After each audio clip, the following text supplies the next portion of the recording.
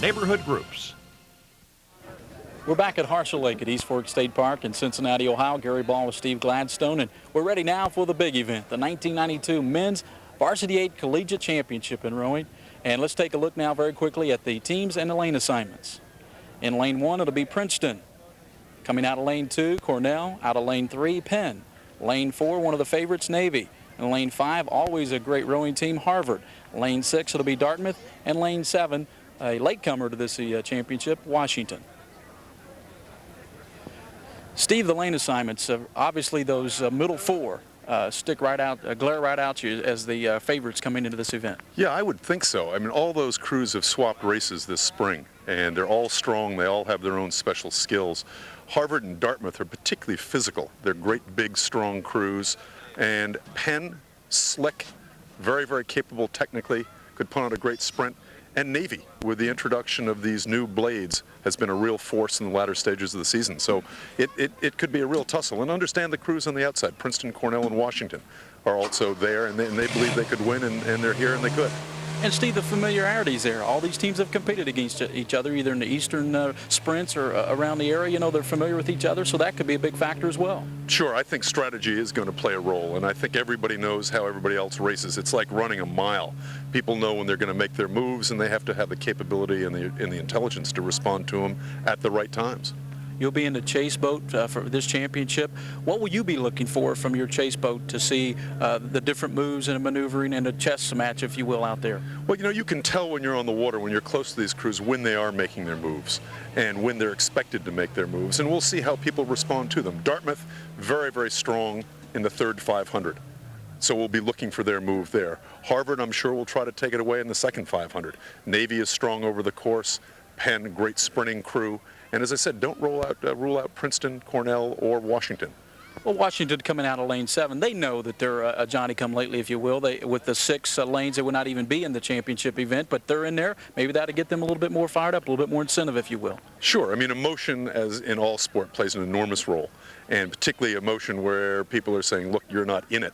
There's a tremendous incentive to say, oh, yes, we are. So, and they're physical. They're strong kids. So they could present a race, no question. And as we talked with Hart about the women's championship, Steve, the weather conditions seem to be ideal for this 1992 rowing collegiate championship. Sure. The temperature is perfect right now. On the course, we have a slight following breeze, which makes for very, very fast times, which obviously is an interest to the spectators as well as the coaches and the athletes. So the setting is ideal. I mean, this is the big event, and the time has come to race it. Thank you, Steve. Coming up, the 1992 National Collegiate Rowing Championships for the Hershey Cup here at Harshel Lake at East Fork State Park in Cincinnati, Ohio. The 1992 National Collegiate Rowing Championship is presented by Champion International. Champion International is pleased to celebrate its 4th year as presenting sponsor for the Collegiate Rowing Series, as well as U.S. Rowing and the National Team and Olympic Training Center. Corporate sponsors for this year's event include Sporty's Preferred Living Catalog. If you have an appreciation for the finer things in life, Sporty's offers products of the highest caliber, serious items for home and lawn, grill and gourmet, and more. Sporty's Preferred Living Catalog. And by Holiday Inn Eastgate. Holiday Inn Eastgate offers deluxe newly remodeled guest rooms, 2 full-service restaurants, exciting multi-level lounge, indoor swimming pool, sauna, whirlpool, and more. Holiday Inn Eastgate. Come visit us soon. Patron sponsors include Deloitte & Touche for a full line of accounting, tax, and management consulting services. Deloitte & Touche. The Equitable Bag Company, founded in 1919. We're a leading designer, manufacturer, and distributor of customized paper and plastic merchandising bags. Fifth Third Trust and Investment Services provide a full range of retirement, estate planning, and investment management services to individuals and charitable organizations. Hershey's Jewelers, for the finest in jewelry, visit our downtown, Kenwood, or Hyde Park Square locations. Hershey's Jewelers, jewelers of distinction since 1877. Taft, Stettinius, and Hollister, who recognizes the Southwest Ohio builders, the unsung heroes of Cincinnati rowing. Wellington Orthopedic and Sports Medicine, experts in diagnosis, treatment, rehabilitation, and education in orthopedics and sports medicine. The William S. Rowe Foundation, commemorating Bill Rowe's Harvard stroke of the 1939 undefeated varsity crew, which went on to win the Henley Royal Regatta. Benefactor of the National Collegiate Rowing Championship is Kindervelt of Children's Hospital Medical Center. Kindervelt's the largest fundraising volunteer auxiliary of Children's Hospital with over 2,200 members in 75 neighborhood groups. We're back at Harshel Lake at East Fork State Park in Cincinnati, Ohio. And let's take a look now very quickly at the teams and the lane assignments. In lane 1, it'll be Princeton. Coming out of lane 2, Cornell. Out of lane 3, Penn. Lane 4, one of the favorites, Navy. And lane 5, always a great rowing team, Harvard. Lane 6, it'll be Dartmouth. And lane 7, a latecomer to this championship, Washington. 5, 4, 3, 2, 1. Are you ready? Go! For the Varsity A championship, Steve. Dartmouth's at 45. Apparently 3 or 4 seat lead. Navy looking long and strong. Harvard at 43. Just excellent, excellent racing. Very long, strong stroke. At this point, it looks as though Washington is overstroking the field. And we've got Cornell here in our inside lane. All the crews looking very strong and very deliberate at this point. We're approaching the 500-meter mark, and I would say there's no more than 2 seats between them. It's not any point really in calling seats. Washington, Dartmouth, Harvard, Navy, Penn, Cornell, and Princeton are all essentially level. Penn maybe a little bit off the pace, but not enough to really make a difference in the outcome of this race. Just a very slight head breeze now. And now we see Harvard taking their patented move at about the 500-meter mark and pressing their bow out to about a 3 or 4 seat, I'd say a 2 or 3 seat lead on Dartmouth. Harvard's at 39, taking a burst, trying to break the flow of the other crews and establish a commanding lead. This is typically what Harvard does in the early stages of a race, and you know what? Typically it works for them. Now they've come back down to their pace, and it looks as though Dartmouth and Harvard have moved out to a good, strong 4 to 5 seat lead on Navy, Penn, and Princeton. The race now for first place is with Harvard rowing 37.5, a 3-seat lead over Dartmouth. Dartmouth probably a 5 to 6 seat lead over Navy and Penn. Navy and Penn just about level. Princeton, Navy, and Penn just about even. Dartmouth at 35.5. Harvard rowing a couple of beats over them, but don't be deceived by that. Harvard probably rowing a slightly shorter stroke than Dartmouth.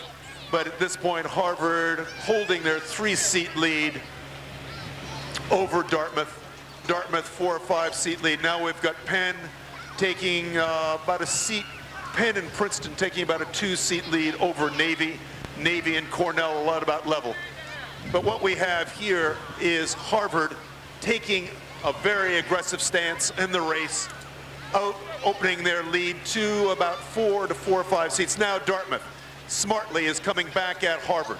Dartmouth making a move, and they're closing the gap between themselves and Harvard. Harvard sucking it up, digging down, and now Harvard's taking a drive of their own. Dartmouth up to 36.5. This is where Dartmouth likes to win their race. Harvard knows that. All the crews out here have raced each other. They know what's up. And now we see Dartmouth making a very, very strong move. Dartmouth is now no more than a seat behind Harvard. Harvard's now taking a move. They're going to answer that drive of Dartmouth, but the question is, will they have much to answer with?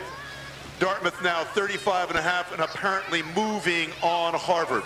We've got Penn now establishing a strong 3rd place position, about 4 seats over Navy and Cornell. You've got Navy, Cornell, and Princeton level. Penn about 3 or 4 seats. You've got one heck of a race between Harvard and Dartmouth. Harvard and Dartmouth rowing level. Harvard 3 or 4 strokes, I'm not exaggerating, looks 2 to 3 strokes above Dartmouth, and now Dartmouth is moving. Dartmouth seems to be moving out just marginally each stroke. There's an angle to this finish line. Harvard's at 39 as they approach the finish line area. It's anybody's race. It's going to be who has the best sprint. Who has the best sprint? That's the question as they come to the line. I'm going to turn it over to the finish line. What a heck of a race. The boats are about level as we see them come in here. Dartmouth pushing a little bit as they come up. Harvard answering. Harvard maybe with about a deck length lead as they come into the last few strokes. Dartmouth still hasn't made their move sprint-wise. They're going to have to if they're going to make a difference in this. The two of them have pulled away from the rest of the field. Here comes Dartmouth making a move now. Harvard answering it. Harvard very smooth. Dartmouth just digging in. Harvard coming back on them again now. Just a fantastic race between Harvard and Dartmouth. I want to tell you, Hart Perry, they're going at each other. Dartmouth pulling just a little bit ahead right now as they come in. Dartmouth holding on to a slight lead, This ever so slight. Could be a photo finish. Here comes Harvard. Here comes Harvard. Here comes Harvard. This is going to... What a finish. What a finish between Harvard and Dartmouth. What a great race here for the Hersity Cup. Fantastic finish, and Art, that one's close to call. That one was too close to call. You could see the boats changing position as they came in. Who was in the water, who was out of the water. That's going to make the difference. I wouldn't even guess it from here. It's going to take a while to unravel that one. And we'll check with the official score. Okay, here we go. The judges at the finish line are... There's the screen, Hart Perry. You can see the official touch off. It looked like Harvard ever so slightly got in there on Dartmouth. At least that's what it looks like from our monitor anyway. But that's unofficial. From our monitor, it looks like Harvard at the finish just edged out Dartmouth in what has to be considered one of the great races of the National Collegiate Rowing Championships. That was exactly as it was billed. Harvard was very predictable. Dartmouth was very predictable in their race strategy. Here we come again on the monitors. We're going to take it frame by frame for you folks at the monitors. You see Harvard inside, Dartmouth there to the outside, battling, back and forth, and as it came down right there, it looked like Harvard just edged them out by, my goodness, what a race. What a race. As unofficially, it looks like Harvard has captured the 1992 National Collegiate Rowing Championships. And Steve Gladstone has the headset on. He's going to make his way over here now. He's the expert along with Hart Perry. I'm the novice up here in the booth, and Steve was in the chase boat. And we really had some tremendous races here today. Not only these two collegiate championships, but we had some great races in the middle races too. And Steve, you were out there, just a tremendous effort by Harvard and Dartmouth, and probably one of the most dramatic collegiate rowing championships in history. Yeah, it truly was a terrific race. The Dartmouth plan, what they do and what they did well. That's the drive in the third 500 meters.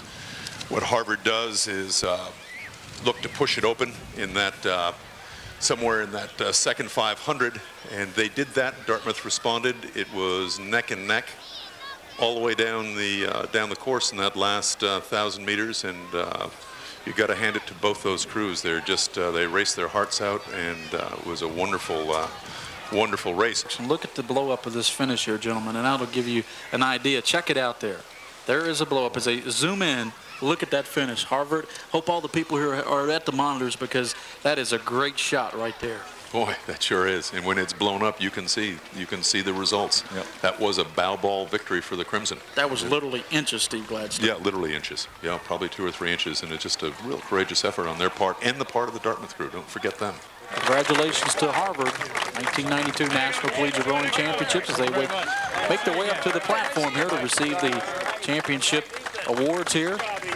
And we'll give you their team members here in a couple moments. We mentioned Lars Melandskev, John Cooper, Colin Chand, Ethan Ayer, Steve Trafton, Adam Holland, Ardiz, it looks like Baldens. Looks like a doctor's writing. Bill Cooper. Ditzis Baldens. There's a doctor's writing there, Steve. And David Whiten. Those are the members of the Harvard 1992 national champions. We'll go down now. Angus Robertson will now be making a presentation of the first place medals to the Harvard Crimson crew. I don't know.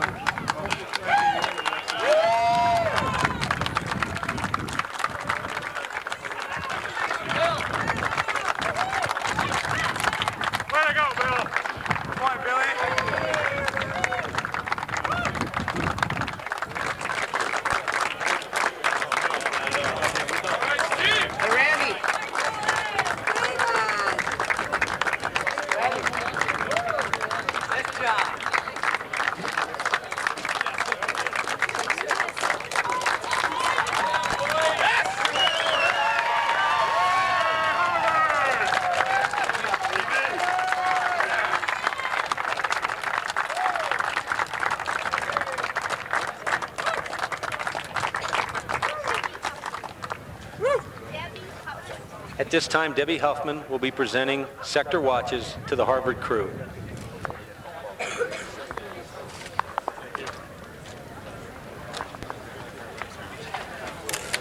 Very much.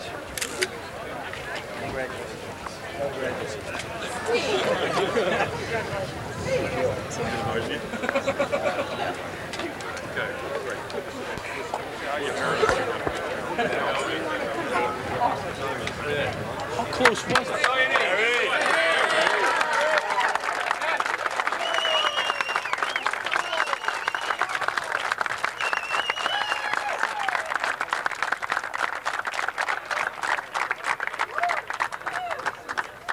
And now Joni Hershey will present the Hershey Cup to Harry Parker and his Crimson crew.